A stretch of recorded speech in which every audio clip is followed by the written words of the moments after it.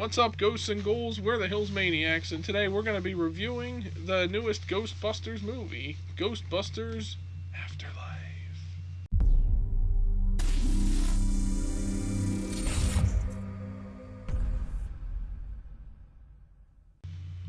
Okay, so going into this movie, I didn't know what to expect, honestly. I thought maybe it was just going to be like a fun little... I didn't know how they were going to tie it into the original stuff from, like, you know, the two original Ghostbusters movies. And I think they did a good job of how they actually went about doing that.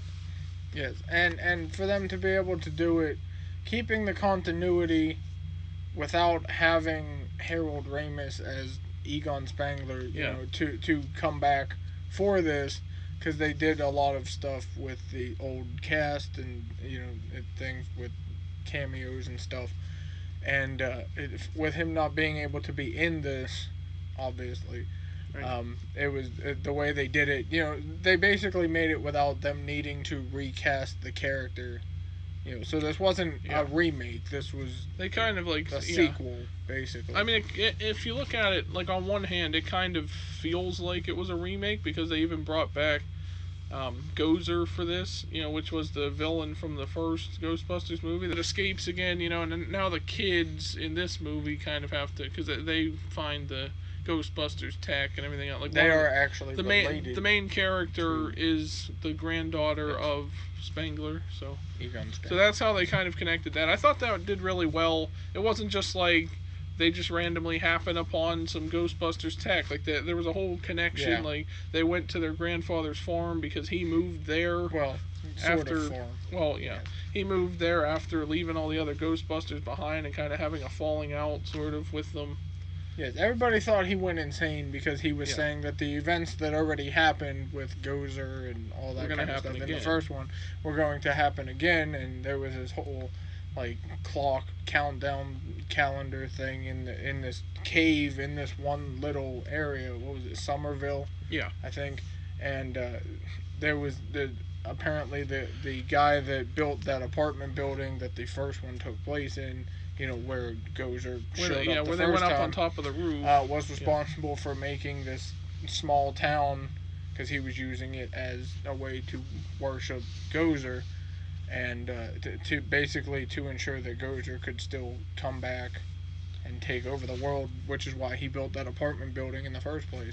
Yeah, so that was kind of a neat way to have, like, Spangler moved there, so then his granddaughter and his daughter get evicted from their apartment. And the only thing they have left is the apartment he bought in Somerville. So, like, they moved there, you know. So I thought that was a neat way to, like, bring it back without them just, like, kind of randomly stumbling upon some old, like, the Ghostbusters tech or something. Like, there was a reason it was there, and they managed to make this not take place in New York either. You know, they talked about and referenced the events of New York, right? Like the first two movies and everything. It's on. You actually see them looking at it on YouTube, ironically. Yeah. But I like how they. Yeah, so I didn't think they overcomplicated the connection to the past movies. But yeah, so they did a really nice job with that. Yeah, I really like the idea of this being, it's basically a new generation of Ghostbusters, right? Without overdoing, you know, or outshining what the original had. You know, it went back to its roots as the Ghostbusters movie. You know, it wasn't just like, oh yeah, this new group of kids comes in and are now Ghostbusters, you know, just to appeal to the younger generation. Yeah. Which is what with because they obviously won't have Bill Murray and all of them forever, you know, so they can't keep making Ghostbusters movies with them now that they're older. So they use this younger generation, but still keep it in continuity with the originals. And even if they had to bring back the main villain from the first one, it still worked because it still allowed them to show that they're stronger together. It's basically like, you know, with Star Wars Episode 9, The Rise of Skywalker, when they brought back Palpatine, it was basically the same thing here.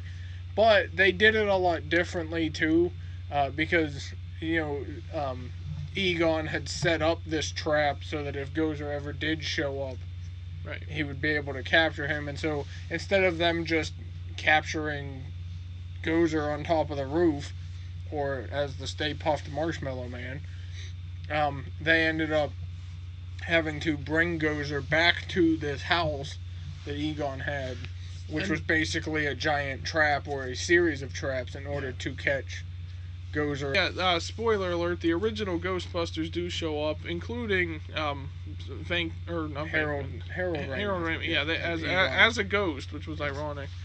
But, and they mentioned that she did remember them, because they're like, I think she remembers us, because she was, like, angry and she attacked them. So I like that they did that. They didn't just, like, completely just disregard what happened in the past. I feel like Ghostbusters Afterlife did a really nice job of connecting to the past, keeping the nostalgia there, while also kind of explaining it in, I'd say it was like 5 minutes or so. Maybe they did a 5-minute scene where they explained kind of what happened, because Paul Rudd's character was talking to two of the kids, and he explained like what happened with the original Ghostbusters, and you can look it up online and everything else. And that's one of the things I like too, is that again, we go back to the originals, and they weren't trying to take away what had happened. Right. They weren't trying to like avoid this and be like, this is its own movie, this is its own thing. They fully basically just built off of what happened and showed these kids as their the grandkids of Egon, now basically literally wearing his uniform and filling in as the fourth Ghostbuster. And that scene when he comes back as a ghost, and he actually helps his granddaughter use the proton pack thing to capture Gozer again. Gozer was basically able to fight it off when it was just one or the original three, but all four together is what allowed them to defeat her. And that's what the whole point of the thing was. It's that, yes, because that was the whole point of the movie. Everybody was off on their own, or like they didn't like Egon because they thought he went insane, so he was off by himself, and that's why he couldn't defeat Gozer. Because he was by himself. Because he was by himself. And so to see it come full circle at the end of the movie, like, he basically got his redemption for the rest of the Ghostbusters through his granddaughter. And she is now basically an honorary member of the new Ghostbusters. Along with her friends as well. And I personally, I didn't even see that coming, that they were going to have the original Ghostbusters show up. Like, people cheered, kind of. It was almost, I wouldn't say it was levels of, like, Captain America getting Mjolnir and Endgame type thing. But it was a nice moment to see them pop up to help take down Gozer. And they didn't do it themselves. It wasn't like they just outshined the kids. Like, they all worked together to take down Gozer. And you're not going to see, if they make a sequel to this one, you're probably not going to see Bill Murray and them in it, unless they're just a cameo or they're giving advice to the young kids. But, they kind of at the end, they kind of reopened the Ghostbusters, the original, their headquarters and stuff. What I also like is that they didn't, how, the all-women's one that was in 2016, the Ghostbusters, I think it was called Ghostbusters Answer the Call or something. They basically tried to reboot the franchise with an all-women cast, and I don't think it worked out that well, so now they're kind of going back to the originals. I'm glad that they didn't just, decide to randomly write a script where a bunch of kids just become Ghostbusters and there's no connection or backstory to what the Ghostbusters are, It wasn't just made for kids, it was made with that nostalgia, like I said, and it still appeals to the adults that watch the original. Plus, now their kids can relate to things as well. It was cool to see, they're 13 or whatever, some of the kids in this movie, being Ghostbusters, so it was kind of a neat little mix of all of that. It was also one of those things that I really liked seeing. The way that Gozer comes back is basically because of people. But basically, the kids didn't know what this stuff was, because they didn't know who their grandfather was at this point, because their mom was trying to keep that, secret. And so they were screwing around with some of the equipment, and they actually ended up releasing Gozer from the trap that it was in, which is what caused this whole thing. And so it was basically showing that the lack of knowledge of this otherworldly being, whatever it might be, may seem insane to some people, but to those like Egon who understood what was happening, Right. it was a necessary choice that he made to basically, you know, isolate himself from everybody else in order to protect the world. And nobody else understood that until these kids released Gozer and ended up saving everything again. And that was, I think, basically the turning point, not just for the kids, but for everybody, that, like, he wasn't insane, you know, and that was what I really liked. Now, it was fine that they, used an original villain for this movie as well. Like, and it made sense, like, how it got re-released. Right. But I also it was kind of lost on me how exactly, like, because I thought they kind of killed Gozer, but I guess they just trapped him, so I guess that Yeah. makes sense. But what I don't want to see in, like, if they make a follow-up to Afterlife, I don't want to see Vigo the Carpathian again.